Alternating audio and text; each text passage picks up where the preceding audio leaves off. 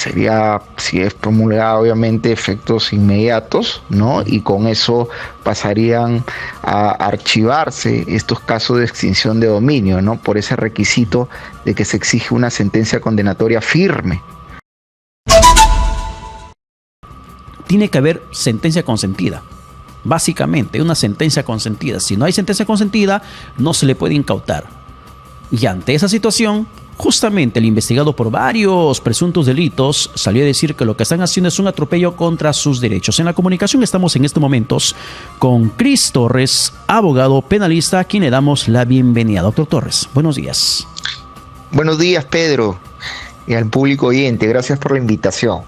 Doctor Torres, esta incautación de más de 1,5 millones de soles de las cuentas bancarias de Vladimir Cerrón, ¿se ajustan a la norma o es un atropello, un acto ilegal como Cerrón ha calificado?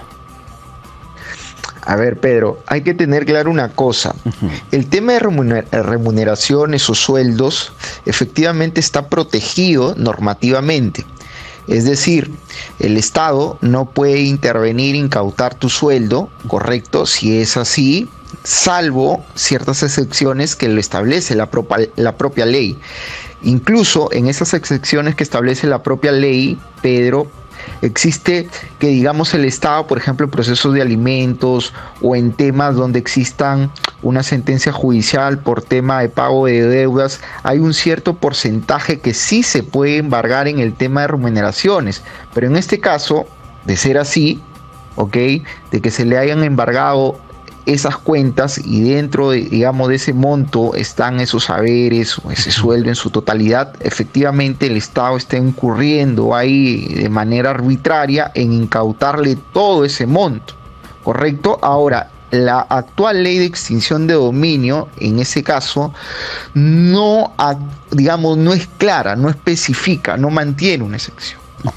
Por eso es que es muy criticada esta norma, este decreto legislativo 1373, porque justamente no tiene, por ejemplo, el tema de, o es muy criticada por el tema de la autonomía también, y el otro caso, el tema de la naturaleza jurídica, porque aquí ellos entienden que básicamente cualquier indicio, etcétera, ya la habilita efectivamente para poner en este caso medidas cautelares o en todo caso en su momento operar la demanda a efectos de embargar, ¿no?, o finalmente quedarse con el bien patrimonial de la persona investigada. Pero doctor Torres, es cierto lo que usted menciona, el tema del sueldo es intocable.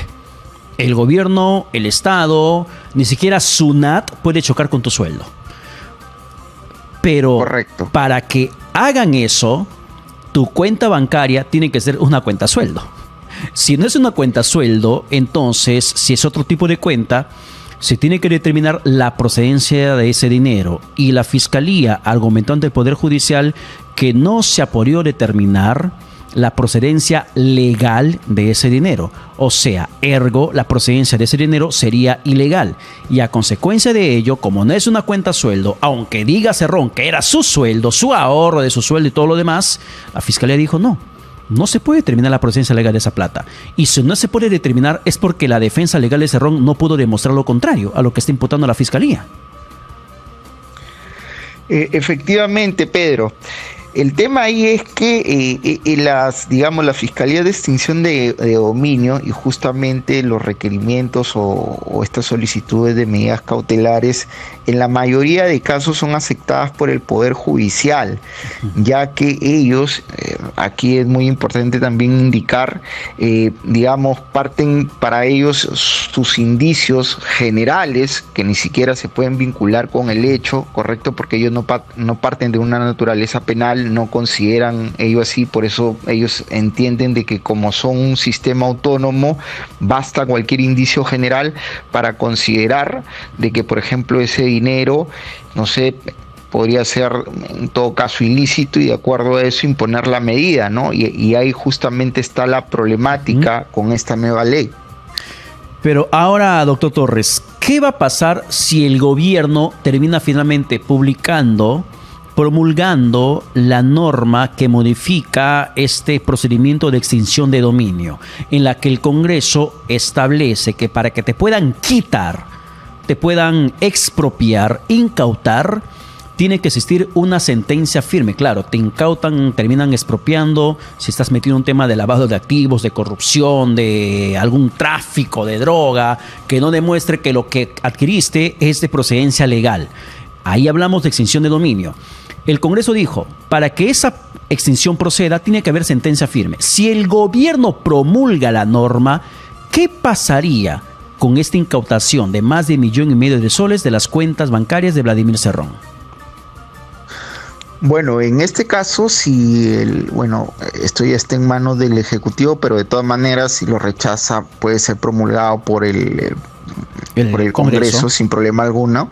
Efectivamente, en este caso se archivaría el tema de Cerrón y finalmente eso se pasaría a devolver, ¿no? No solamente en su caso, sino en otros casos de corrupción y de lavado de activos, porque claro, este requisito también se pone en el otro extremo, ¿no? Correcto, de exigir una sentencia condenatoria firme, ¿no? Lo que hace justamente ahí un tema muy discutible, ya que como sabemos bien, en nuestro país pues los procesos son muy largos, ¿correcto? Y hablar de una condena firme, es decir, hasta que pase apelación, etcétera, puede durar 6, 7 años, ¿no? Hasta ese momento, pues, obviamente la persona que viene siendo investigada se puede quedar sin su patrimonio y por lo tanto ya, pues, ya no habría nada que ejecutar, ¿no? Pero sin embargo, para eso también están justamente las medidas cautelares, ¿no? El tema aquí es justamente la naturaleza que se le dé al proceso de extinción de dominio, que sí tiene que cambiar, ¿no? Y otros temas como plazo de prescripción que deberían entrar.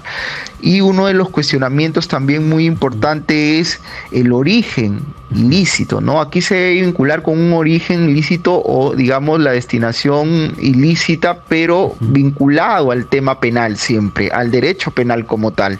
No podemos basarnos en un ilícito administrativo o civil, porque justamente ahí está el problema también de esta norma, ¿no? Obviamente hay que hacer los ajustes necesarios, pero con respecto a esta sentencia condenatoria sí es, digamos, tiene ciertos peligros que sí debería ser revisada y por esa parte modificada, ¿no? No esperar la sentencia firme recién para que se pueda proceder con la incautación o la extinción del dominio. Sin embargo, doctor Torres, ¿cómo quedarían otros casos emblemáticos? Por ejemplo, el caso Orellano, donde hay una incautación de una propiedad o de inmuebles por 130 millones de soles.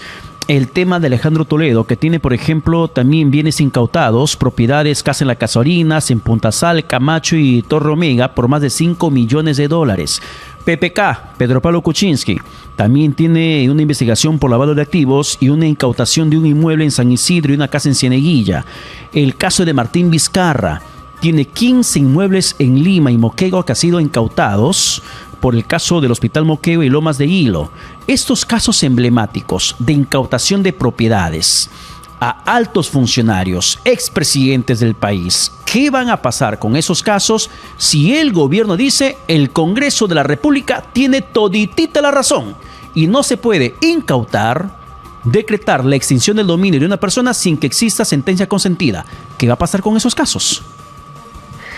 Pedro, justamente seguirían el camino del caso de que estamos conversando, ¿no? Finalmente los abogados acudirían a esta nueva ley, ¿no? Esta modificatoria, que sería, si es promulgada, obviamente, efectos inmediatos, ¿no? Y con eso pasarían a archivarse estos casos de extinción de dominio, ¿no? Por ese requisito de que se exige una sentencia condenatoria firme, ¿no? Entonces, si no cumple con ese requisito, automáticamente son excluidos de este proceso de extinción de dominio, ¿no? Así de simple, ¿no? Por eso es que también es muy problemática y te decía que se pone en otro extremo, porque tampoco debería ser así, ¿no? Pero sí, esta ley de extinción de dominios debería modificarse y ser, digamos, un poco más garantista, ¿no? No aislada ni cerrada, que obviamente pone en peligro a terceros de buena fe que adquieren bienes o aquellas personas que efectivamente estén involucrados en delito de corrupción y lavado de activos, pero sin embargo por los indicios no se desprenda ni un, digamos, ilícito mínimo, pero claro, con esta norma que incluye ilícitos administrativos y civiles pueden caer en esta situación de que se les incauten sus bienes, y ahí es donde, digamos, sí el legislador debe de obviamente modificar, ¿no? Bien, doctor Torres, muchas gracias por la comunicación alcanzada. Que tenga buen día. Igualmente, gracias. Ha sido Cris Torres, abogado penalista. Bueno, la presidenta Dina Boluarte tiene hasta el 22 de mayo para que se pronuncie si promulga u observa esta modificación a la extinción de dominio aprobado por el Congreso de la República.